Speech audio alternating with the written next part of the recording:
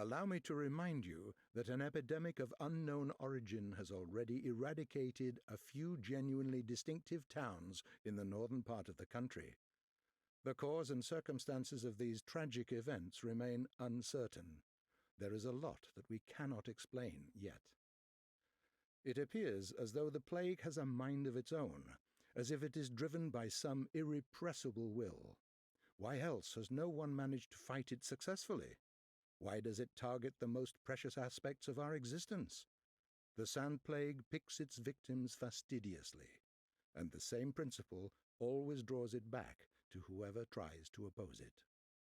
Surprisingly, we've yet to hear a single word from the powers that be.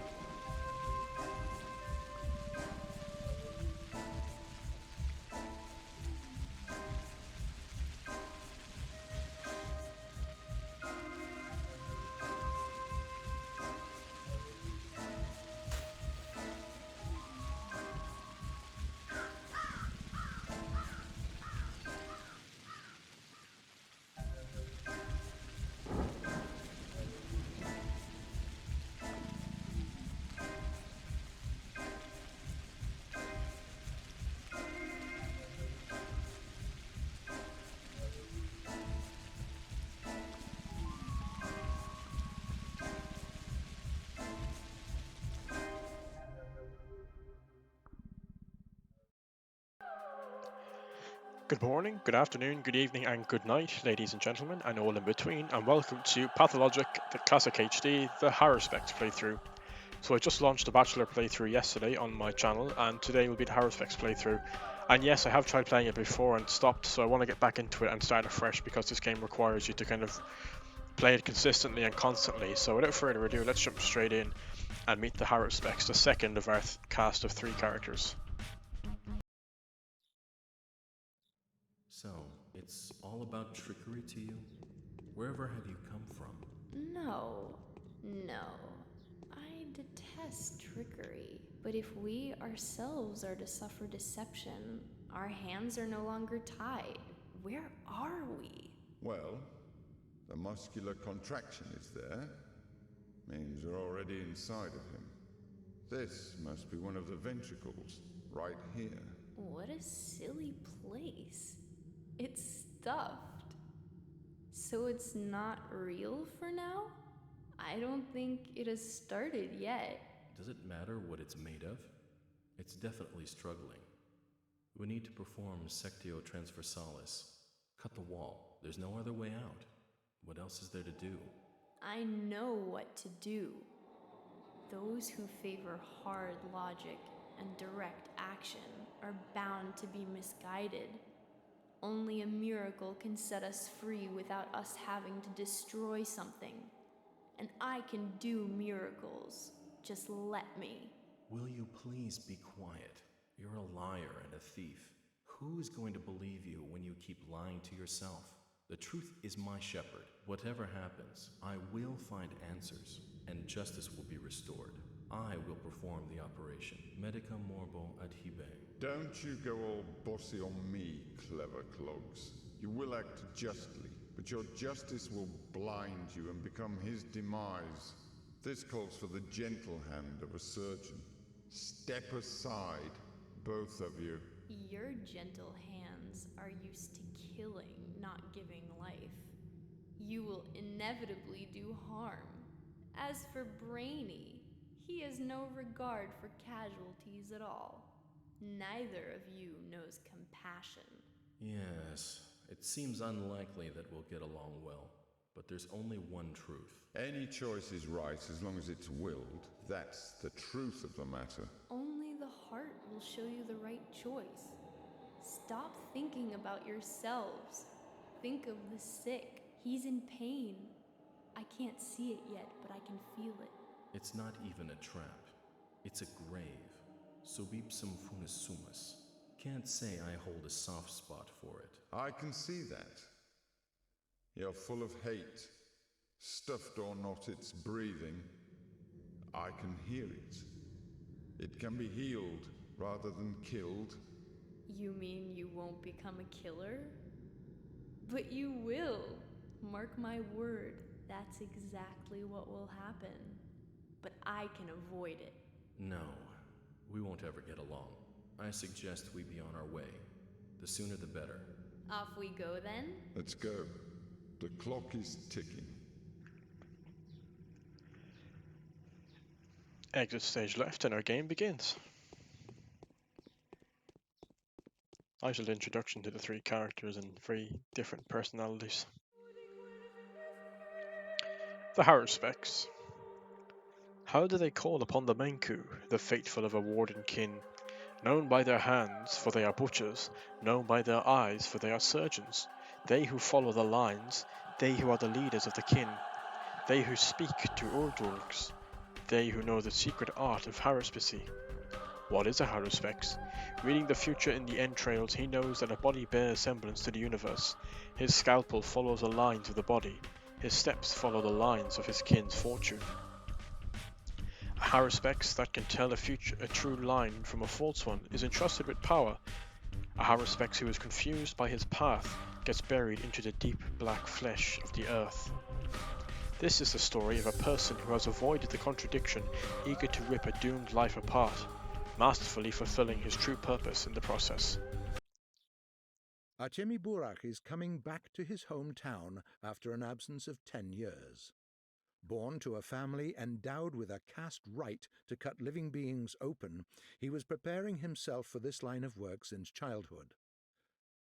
Artemy's father, Isidore Burakh, a wise man and philosopher well respected by the locals, had admitted to the limits of traditional knowledge and sent his son off to study modern medicine in the academy. Artemy has been traveling from town to town, learning theoretical and practical surgery for several years now. Suddenly, a mysterious letter appears with his father giving him notice of his impending demise and begging Artemy to return and accept succession. Unwilling to wait for a regular freight train, Artemy follows the rails through the steppe until he's caught up with by a small shunt locomotive. This is how young Haruspex arrives in the town.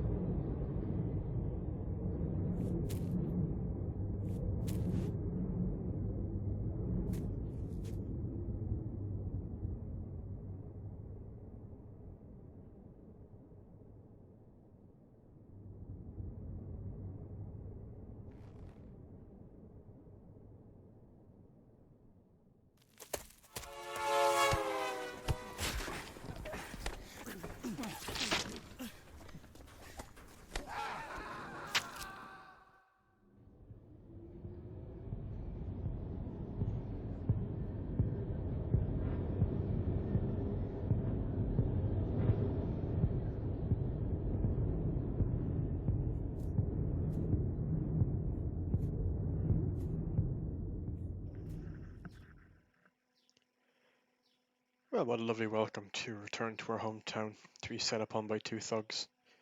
What the hell was that all about? And why did it happen?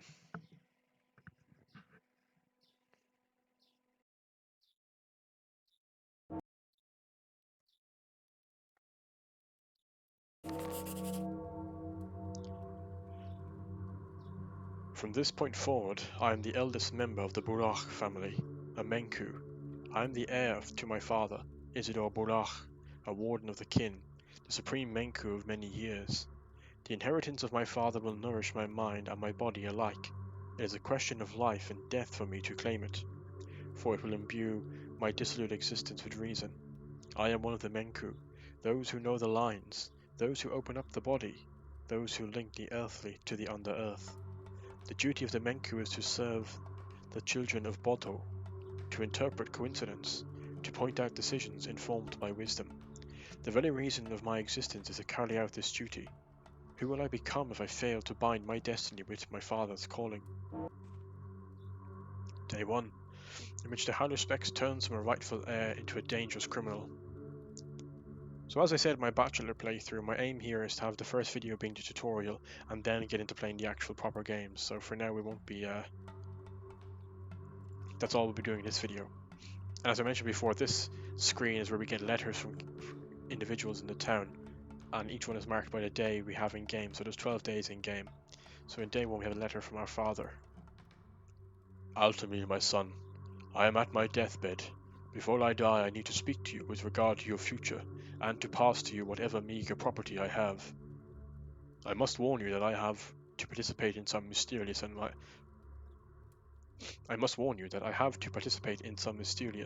and, as my experience suggests, unfortunate events.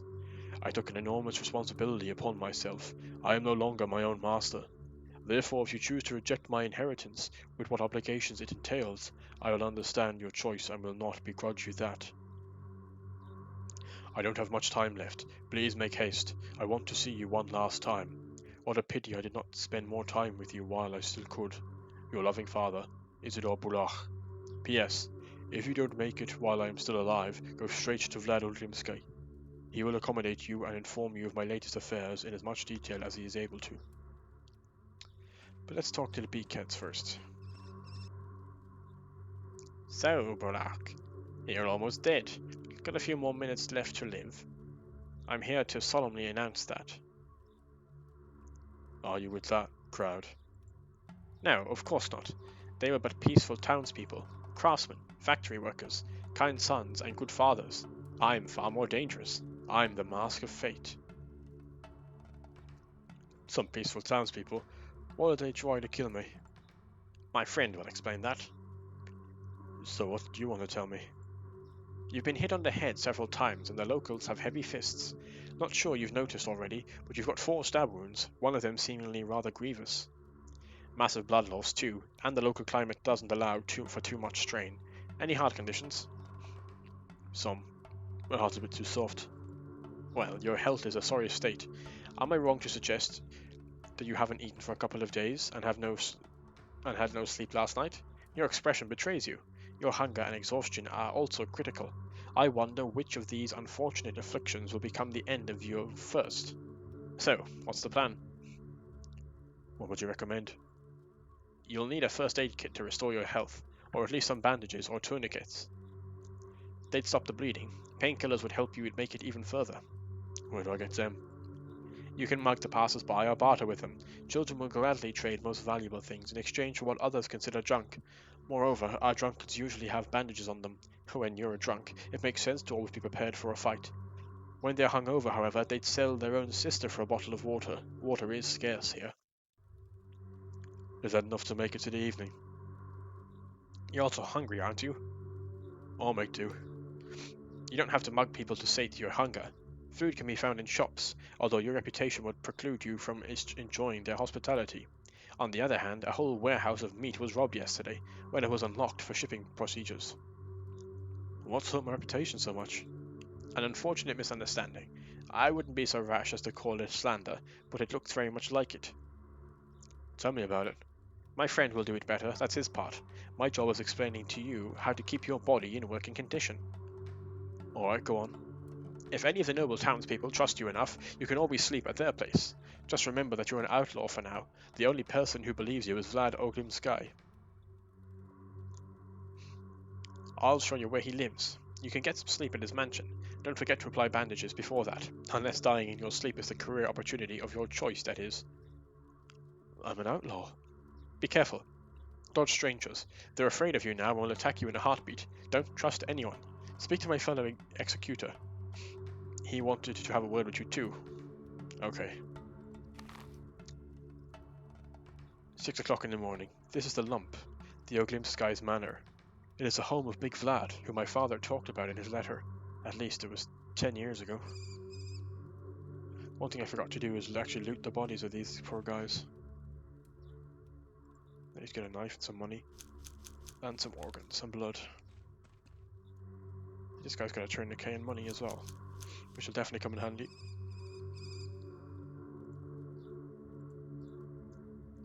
It's not much, but it'll do for now. Welcome to your hometown, Warden. It's been a long time since you've been here. You probably don't even remember the spicy odor of twilight in the air. Yeah. Do you know why you were attacked? No. You've been mistaken for another person. They are looking for a murderer. A very important and well-respected man was killed last night. The townsfolk loved the deceased more fervently than some children love their fathers. Don't be too hard on them for their outbursts. Should I feel sorry for them? Apologize, perhaps. They are naive. In towns like this, reputation is everything. Books are judged by their covers here, even after the last page is turned, and no one is going to examine you in detail. A minor rumor here, a gossip there, and you're a public enemy already. You've got zero reputation. The only option available to you is living with the consequences of this. What should I do? Restore your reputation. Do that now, and at any other time it becomes too low. People are foolish and weak. One day you're beaten to a pulp and laughed at, the next you're worshipped. As for the third day, well, I think you've caught my drift. What I'm saying is any misdeed can be atoned for, and you'll be loved just as fervently as you were hated. How do I restore my reputation? Do good deeds. The town is small, rumors spread like fire, growing hundredfold in the process, and they're spread by children too. So your reputation will be restored. Just don't be wasteful with it. It's fragile. Well, what makes it low? The decrease of your reputation depends first and foremost on the number of living beings you've made less than living. It depends on how you influence the people whose fates are bound to yours. You'll meet those special people. They are called the bound sometimes. A silly custom, but a useful one. Special people. 30 or so, each of them possessing their own unique traits. All of them hate one another, all of them are habitual liars, all of them deserve to live. Yet some of them are incompatible. Someone has to die so that another may live, and you know what that means. How will I recognize these people? That's not hard. They are striking personalities, locally famous, even though not all of them are of noble descent.